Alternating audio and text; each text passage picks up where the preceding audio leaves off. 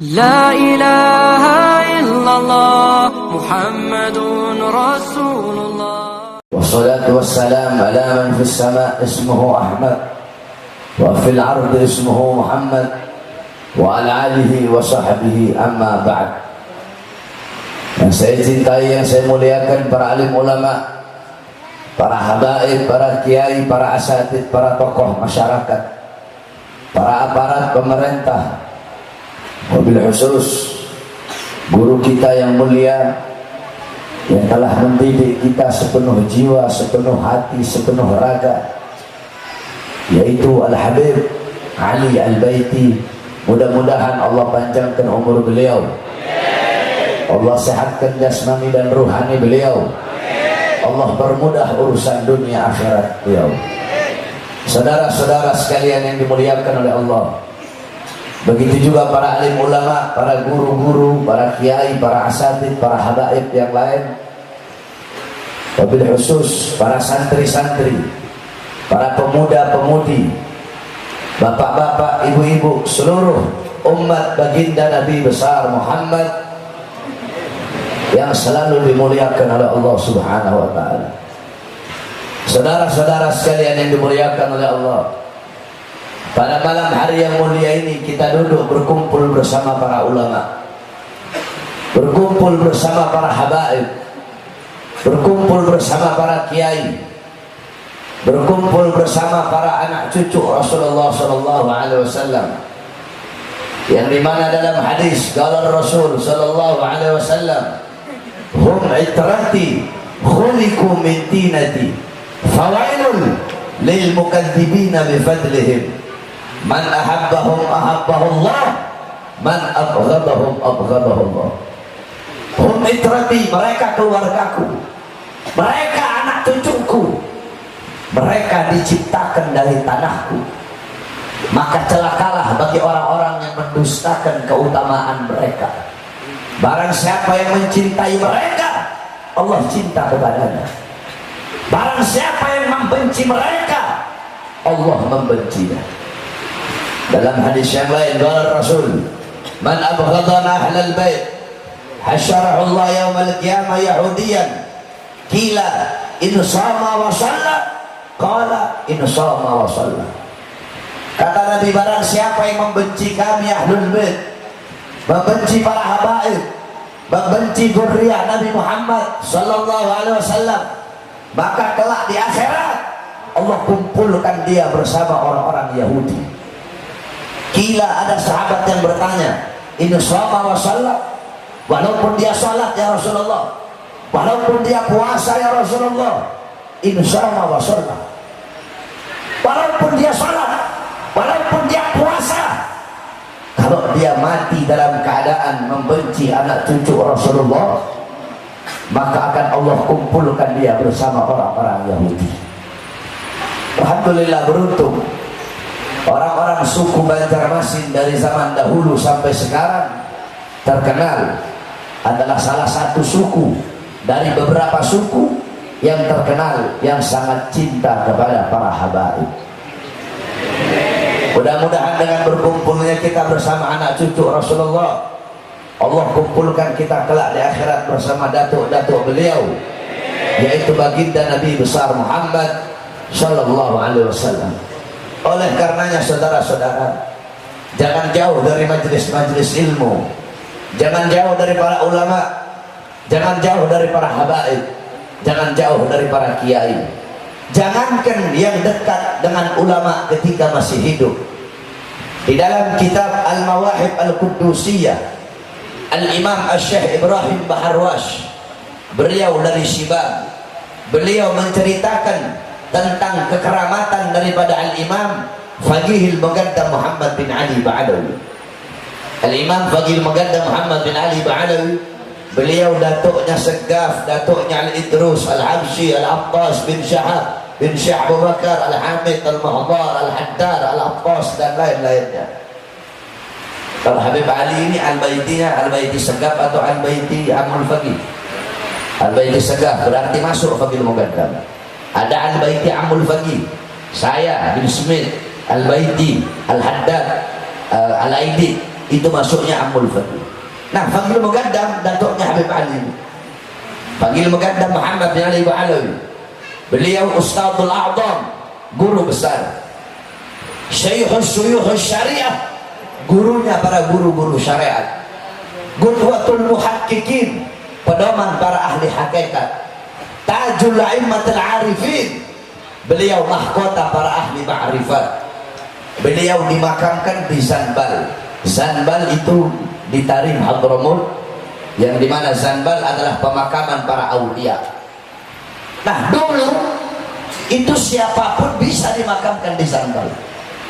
Dulu ada satu orang fasik, ada satu orang fajir, orang yang semasa hidupnya suka berbuat dosa. Akhirnya dia dikubur para aulia di dekat kuburan Zanbal. Karena ini orang fasik, datang mungkar nakir, siksa dia, diazab ini orang dalam kubur. Ketika dia sedang diazab, ketika dia sedang disiksa, tiba-tiba Fadlul Muqaddam Muhammad bin Ali Ba'alawi, beliau bangun dari kuburnya, masuk ke kubur ini orang, dan beliau berkata, ruh ya mungkar wa nakir, pergi wahai mungkar nakir, jangan kamu siksa ini orang, kamu siksa dia, kamu cambuk dia, kamu azab dia, teriakan dia, jeritan dia mengganggu zikirku kepada Allah Subhanahu wa ta'ala. Itu orang fasik dapat syafaat gara-gara kuburnya dekat dengan kuburnya ulama, kuburnya dekat dengan kubur orang soleh. Dia dekat bukan hidupnya, kuburnya matinya dekat dengan orang soleh, tetapi dia mendapatkan syafaat. Bagaimana kalau kita semasa hidup kita dekat dengan orang-orang soleh? Oleh karenanya wasiat saya, jangan jauh dari para ulama, jangan jauh dari para habaib, jangan jauh dari para kiai. Itu wasiat saya yang pertama. Wasiat saya yang kedua, bagi para santri-santri yang ada di sini, Habib Ali buka pondok, banyak santri-santri yang menuntut ilmu di sini. Saudara-saudara, saya sampai sekarang masih menjadi seorang santri. Saya abna'ud dalwa, saya anak dalwa, mutakharrij dalwa. Habib Ali Al-Baiti saya punya kakak kelas jauh di dalwa. Saya abna'ud dalwa, abna'ul khairat. Sebelum di dalwa saya mondok di Al-Khairat, Habib Idrus bin Salim Al-Jufri. Baru saya pindah ke dalwa. Saya sampai sekarang tetap seorang santri. Maka sebagai sesama santri, saya wasiatkan kepada kamu semua, orang jadi santri itu nggak enak. Kalau mau enak jangan jadi santri. Kalau mau enak jadi artis TikTok. Jadi boho, enak kamu. Apa kata Imam Syafi'i? Kalau Imam Syafi'i, man lam yadhuk dhulla aw murra ta'allumi sa'atan tajarra'a dhullal jahli tula hayati. Barang siapa yang tidak merasakan hinanya atau pahitnya, susahnya, capeknya menuntut ilmu sesaat, maka dia akan menelan hinanya, pahitnya, kebodohan seumur hidupnya. Wa qala ba'dul hukama man lam yahtamil dhulla ta'allumi sa'atan baqiya fi dhullil jahli abada. Barang siapa yang tidak tahan, tidak kuat dengan susahnya, dengan hinanya, dengan perihnya menuntut ilmu, maka yang tersisa dalam hidupnya adalah kebodohan selama-lamanya. Berarti Imam Syafi'i mengajarkan apa? Imam Syafi'i mengajarkan kepada kita, orang ngaji jadi santri itu susah, capek, lapar, jauh dari keluarga, telan semua pahitnya itu. Karena terkadang sesuatu yang pahit itu menjadi obat bagimu. Obat itu pahit, tapi dia bisa menyembuhkanmu dari macam penyakit-penyakit qahir. Ilmu, nuntut ilmu pahit, susah, capek, tetapi itu bisa menyembuhkanmu dari penyakit-penyakit batin. Oleh karenanya kamu harus siap menanggung susahnya, capeknya menuntut ilmu. Kamu kira para ulama-ulama salaf, mereka dulu mendapatkan ilmu dengan begitu saja, tanpa ada susah, tanpa ada kecapean, tanpa ada letih? Tidak, saudara-saudara. Mereka nuntut ilmu dulu capek, mereka susah, mereka kelaparan. Sampai-sampai dalam kitab Syiarul A'lam An-Nubala Al-Imam Az-Zahabi diceritakan bahwasanya Syekh Abdul Qadir Jailani, beliau waktu lagi nuntut ilmu, waktu lagi ngaji, kelaparan, saking laparnya beliau merangkak di padang pasir mencari pucuk-pucuk daun untuk dimakan. Saudara-saudara, orang ngaji susah, orang nuntut ilmu capek, hina. Apa kata Imam Abdullah bin Abbas? Dan Abdullah bin Abbas, zalaltu taliban fa'azastu matluban. Aku hina ketika ngaji, aku hina ketika mencari ilmu, kemudian aku mulia ketika dicari ilmunya. Ketika aku mencari, aku hina.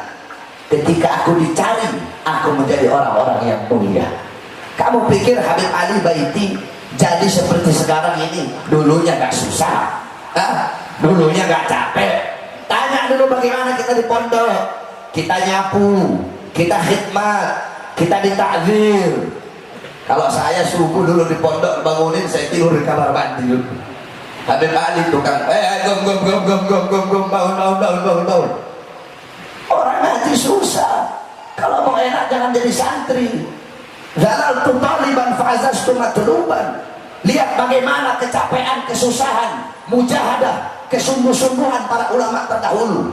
Al-Imam Jarir ibn Hashim, selama 7 tahun belajarnya di bawah cahaya bulan. Kenapa? Gak punya uang buat beli lentera. Dalam kemiskinannya, dalam ketiadaannya masih semangat untuk nuntut ilmu. Belajarnya di bawah cahaya bulan. Nulis boy. Kenapa? Gak punya uang buat beli lentera. Al-Imam Syafi'i dalam kitab Tabaqat Syafi'iyah, dalam muqaddimahnya dijelaskan, dibawakan manaqib Imam Syafi'i. Imam Syafi'i itu orang susah, ibunya susah, ibunya tidak punya uang untuk beli kertas. Akhirnya apa? Imam Syafi'i mencari tulang-tulang onta, tulang-tulang kambing, dibikin kertas oleh beliau. Jadi nulisnya di tulang. Kalau tulang itu udah penuh, baru beliau taruh dalam botol. Seperti itu usaha mereka dalam menuntut ilmu, mujahadah mereka, kesungguh-sungguhan mereka. Dalam kitab Inbahur Ruwat ala Anba'in Nuhat dijelaskan dulu, ada namanya Syekh Abdullah Az-Zubaydi.